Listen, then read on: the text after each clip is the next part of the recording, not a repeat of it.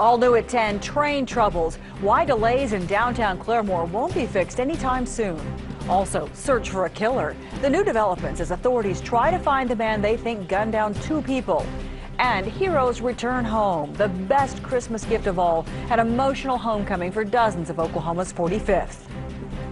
Rain is moving out, colder air is moving in. I'll let you know how much cooler it's going to be tomorrow. 2 News at 10 begins right now.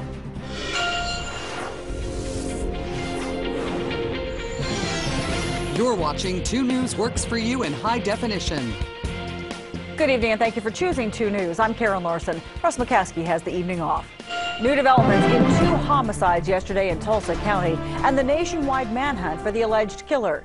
Police tell us 41-year-old Terencio Tercios shot his wife in Tulsa, then another man in Glenpool. That's where we find 2 News reporter Brandon Richer with the latest. Well, Karen, that second shooting took place in the mobile home behind me. It's the home of David Grummert, the second victim. Earlier, we spoke with one of his neighbors, an eyewitness who came face to face with the suspect. Lowell Farnsworth was doing repair work outside his home when he says a Hispanic male driving a white Nissan truck pulled up to neighbor David Grummert's trailer across the street. He says the man had a calm demeanor about him. Well, even when he got here, he was calm. I mean, I looked at the guy for a while in his truck, looked right at him, he looked at me, and he just seemed normal. The man entered the residence, and a few minutes later, next thing you know, I heard what I thought was a nail gun, but it was really loud. He backed out with a pistol in hand, he backed out of the house, and he looked over at me, and he never moved his gun from where it was pointing. He says the suspect then fled. He got out of here pretty quick. Investigators determined that the man Farnsworth saw was in fact Terencio Tercios, who they say had shot his wife Victoria outside her Tulsa apartment moments before shooting Grummert inside his Glenpool trailer. According to witness reports, Tercios accused his wife of having an affair with Grummert. Something about messing around with his wife or something like that. And like I say, it's pure speculation. We don't have any proof either way. One of Victoria's friends says she knew something bad was going to happen, given how Victoria was being treated. A lot of abuse, a lot of psychological abuse, a lot of terrorizing her. It was horrible what she lived through. Now, authorities were able to find that white pickup truck, but no sign of the suspect who was last seen in the McAllister area. Live in Glenpool, Brandon Richer, 2 News Works for You. Anyone who knows where the suspect may be should call Crime Stoppers at 918-596-COPS. An investigation is underway after a 14-year-old wrestler in Wagoner collapses at practice and later dies. Wagoner school officials say that 8th grader Tidarius Penny collapsed during a cool-down run. Coaches called 911 and an ambulance took him to the hospital where he later died. Today, the school district launched an internal investigation. We're going to do everything we can here as administrators, as teachers, as a community to rally together to try to take care of each other and learn every day to try to cope with the loss of a special young man here at Wagoner Public Schools. The medical examiner has not yet released the student's cause of death. We learned new information today about the hydrochloric acid leak in Sapulpa yesterday. That incident had the Turner Turnpike shut down for 5 hours and forced hundreds of people to evacuate. LT Harnett Trucking owns the semi, which was carrying about 4,500 gallons of acid from Ohio to Midland, Texas. Officials tell 2 News less than 1 gallon of acid leaked. Company officials claim there were no leaks or cracks when the tanker left. Officials with the Sapulpa Fire Department say they plan to bill the trucking company for the response costs. Still on track, but not on time. Plans to ease rail traffic through Claremore suffer a setback today. 2 News reporter Jason Grubbs is live in Claremore tonight at one of the intersections that sees a lot of trains. Karen, these tracks back here, there's plans to get them elevated, creating several underpasses at several different intersections up and down this road. But today, city leaders learned that some federal money isn't going to be coming through after all.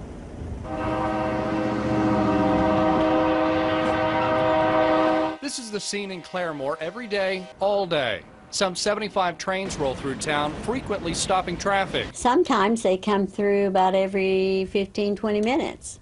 Alicia Schramm says the rail traffic has been around for decades. The antique store she works at sits right next to the tracks. You get used to them, but it does get hectic when you want to cross the track and there's one right after the other. The city says it's more than just a frustration. Emergency crews can be held up on calls. Leaders have teamed up with the Oklahoma Department of Transportation and the railroad company on a plan to elevate the tracks, allowing vehicles to pass underneath. This is the one that we're hoping to elevate. But on Thursday, the city found out it would not get a $9 million federal grant it was hoping for. This is the third time to apply. Unfortunately, we were really depending on the grant to move forward with the project. It's about a $60 million project. We've got $30 million secured as of right now. Really, these are highly competitive grants. ODOT spokesperson Kenna Mitchell says the U.S. Department of Transportation received nearly 850 applications from all across the country, totaling about $14 billion worth of projects, but they only had $511 million to disperse in this cycle. Mitchell says the setback doesn't necessarily mean the plan has been derailed, leaving residents like Schramm hopeful for a plan of progress. Something would be better than nothing.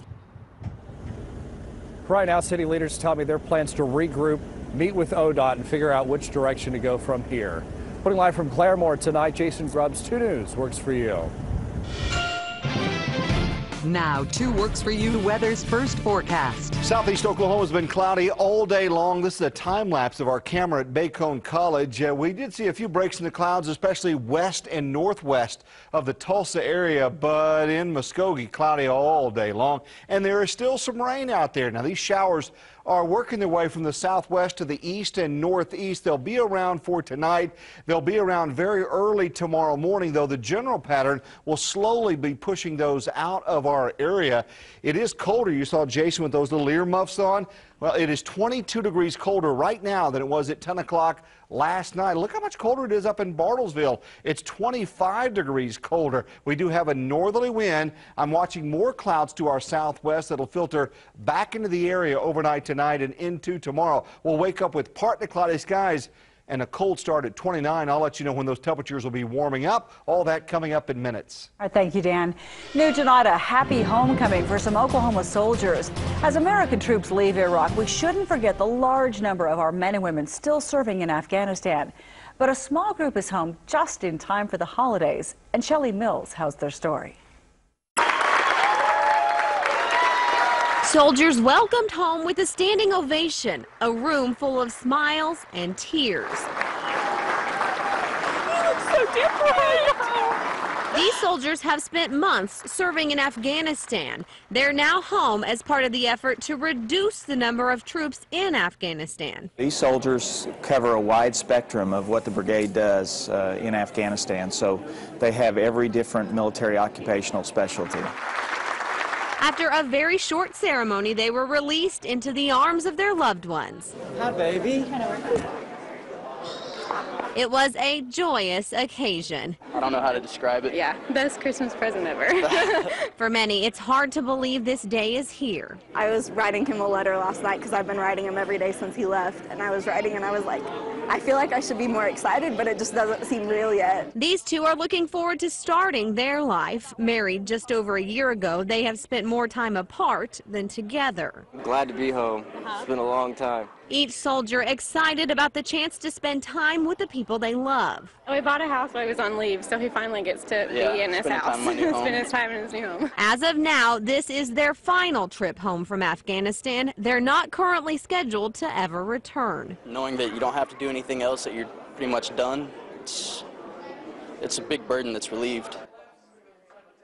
Home. That was Shelley Mills reporting from Norman. More than 2,000 members of the 45th are all expected to return home next March.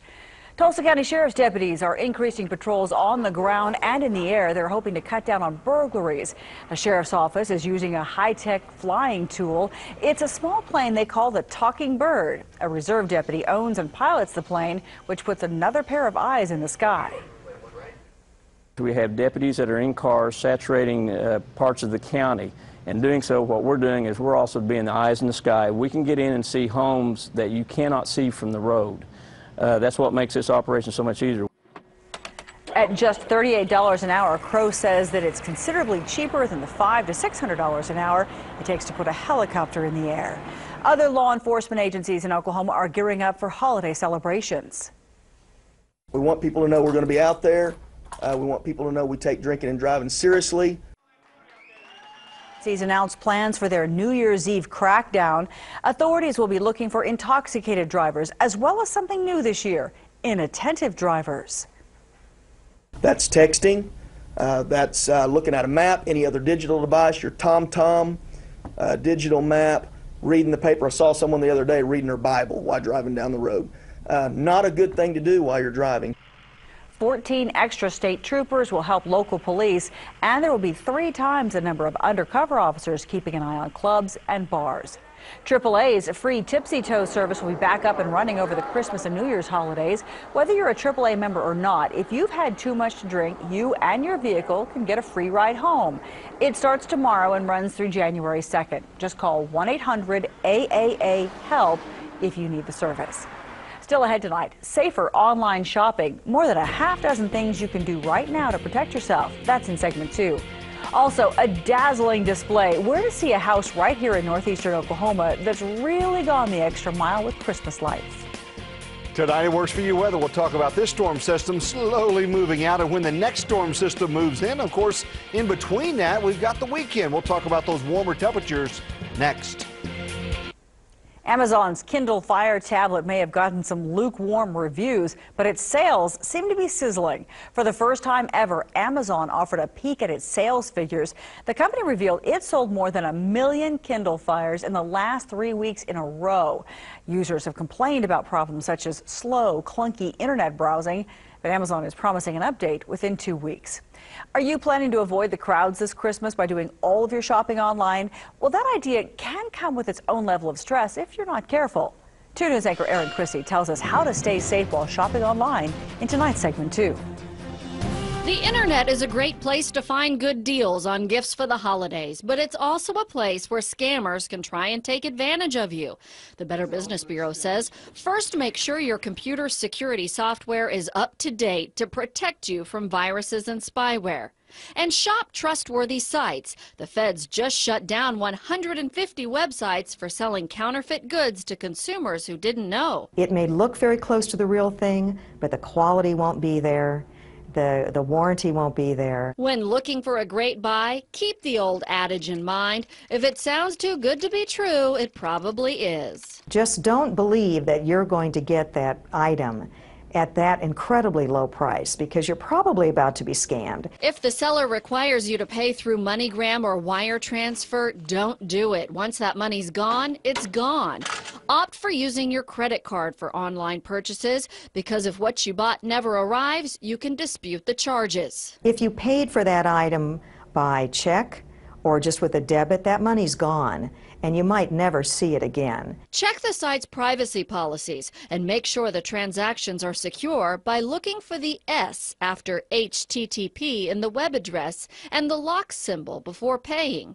And be extra leery of any unexpected emails during the holidays. You might get an email saying that your package is going to arrive in 2 or 3 days, and you might think, oh, somebody's sending me a nice gift. But instead, that email could send you to a website meant to steal your personal information. Erin Christie, 2 News Works for You. The Better Business Bureau also says to document any orders that you make.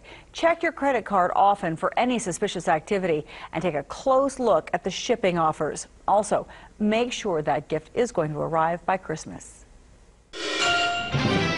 Now, keeping you and your family safe. This is 2 Works for You weather, certified most accurate.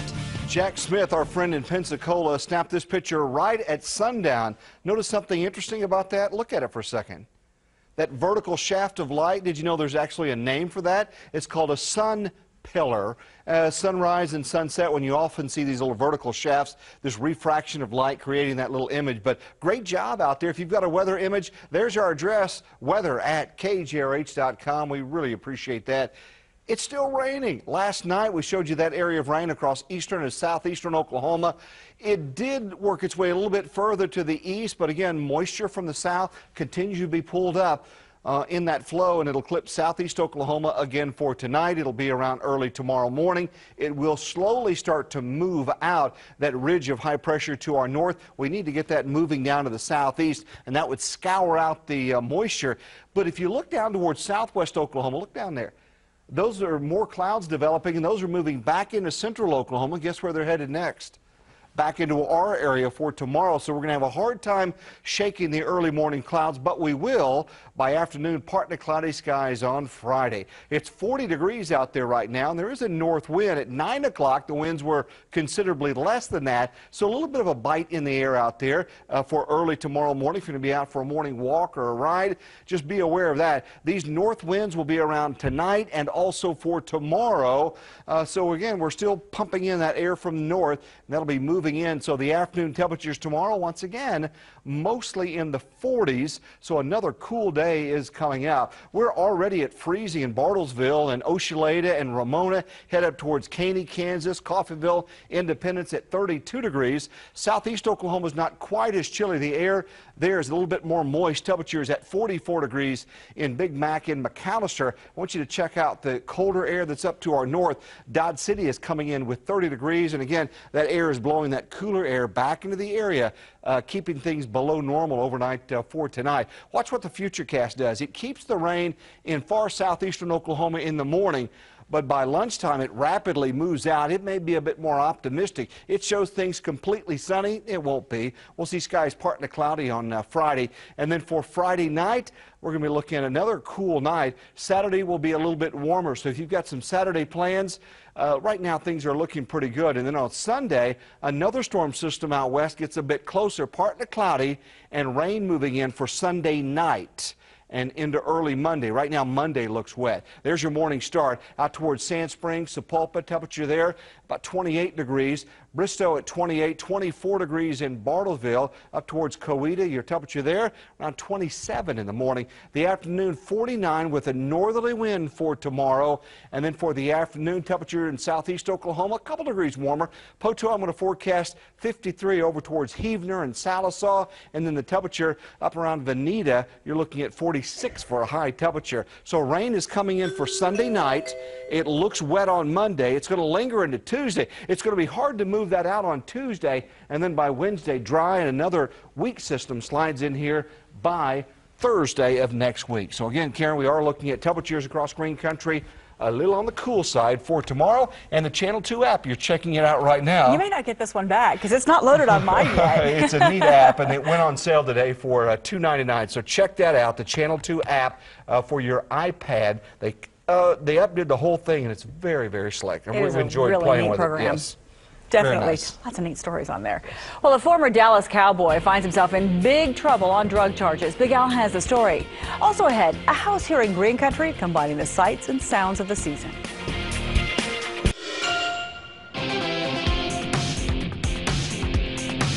Two Works for You Sports, sponsored by Dick's Sporting Goods. And hello, my friends. A bombshell for the National Football League. Former Dallas Cowboy, now Chicago Bear wide receiver Sam Hurd is in big trouble. Hurd is locked up in federal custody in Chicago today for trying to set up a drug-dealing network and arrested with over a pound of cocaine on his person. Federal officers had been investigating Hurd since this past summer in Texas. And according to those federal authorities, Hurd allegedly told undercover agents Wednesday night he needed cocaine and marijuana to distribute in the Chicago area. Hurd was arrested after walking out of a Chicago restaurant with $500,000 worth of cocaine. His head coach, Lovie Smith. I'm in shock over it. I never saw it coming. And again, without responding a lot to it, because I don't know a lot about it, but just my dealing is with Sam here, as most of you would probably say the same thing, has all been good. He's a guy that showed up every day ready to go to work. Now, Hurd faces 40 years in prison and a $2 million fine. So is Mike Gundy going to get this new contract? The OSU head coach has plenty of ammunition to get at least a healthy extension. Today named as the Eddie Robinson National Coach of the Year by the Football Writers, Gundy, who currently at $2.2 million a year with bonuses, is on the lower end of the pay scale in the Big 12. The Gundy accomplishments in his 7 years as head coach at OSU impressive, including the school's first ever Big 8 Big 12 championship and 2 straight 11-win seasons. His salary is well below those of those he beat for the award, including LSU's Les Miles, Kansas State's Bill Snyder. On top of that, OSU basketball coach Travis Ford is making similar money as Gundy and has a 10-year extension. Still waiting for an improved deal for Gundy. And making a clean sweep of the first-team All-America for Justin Blackmon. Blackmon named to the Sporting News All-America team today, making it unanimous of the National Big Five associations. for the second year in a row. Fired at Kansas after 2 years, Turner Gill's now the head coach of Jerry Falwell's Liberty College in Virginia. After success at the University of Buffalo, Gill won only 5 games in his 2 years at Kansas. On the heels of the win in Little Rock with a half-court heave to win it, or are you hoping to take that momentum to Spokane in tonight's contest with Gonzaga? Or are you with a big effort tonight falling just short within 2 with 3 minutes to go but didn't have enough and they lose by 6 tonight? Or are you women playing Grambling? Slow start for the Golden Eagles. Coach Finkbeiner calling for ball movement. He gets it. Kevin Looper finds Jordan Pyle. 3-point play gives ORU its first lead of the night. Later, Tulsa native Christian Key driving the lane, feeding Bernadette Balla. ORU by 6, but they would lose momentum and lose in this one. Grambling goes on to win it 89-80, that game in overtime. All right, Russell Westbrook is a member of the Thunder this season, but will he be in the years to come? An unrestricted free agent after this shortened season. Thunder officials claim they're working hard to make Westbrook happy contract-wise. Kevin Durant is trying to assist. It's not a distraction at all. I'm looking forward to this year and looking forward to big things out of my team and my teammates. You know, he wants to stay here. You know, that's the vibe I'm getting from him. Russell is a guy that believes in team first and wants to be here in Oklahoma City. He loves the city, so we'll see. But, you know, I'm not the guy to recruit him. All right, and it has been determined Dan Weldon's helmeted head hit a post in the fencing at the Las Vegas Speedway last October, resulting in his death. Weldon had won the Indy 500 6 months earlier. While several factors coincided to produce a perfect storm, none of them can be singled out as the sole cause of the accident. For this reason, it is impossible to determine with certainty that the result would have been any different if one or more of the factors did not exist. All righty, and that's your Dick's Sporting Goods Sports Report. We'll be right back. It's the most wonderful time of the year. Take a look at this. A home in Bartlesville decked out in decorations that are synchronized to Christmas music. The house is on Melmar Drive between Bridle and Nowata Road on Bartlesville's east side. Just tune into 106.7 FM as you drive by if you'd like to hear the music too. To see more video of this display, head to the Bartlesville page at KJRH.com. We'll be right back. Cooler tomorrow, but dry. Rain comes in Sunday night, wet Monday, early Tuesday, and temperatures for the weekend back up in the 50s. That'll look good, especially after yesterday. Exactly. A couple of cool days. Thank you for joining us tonight. Lena's up next. Good night. 2 News works for you on air, online, and on your mobile. Get connected, stay connected.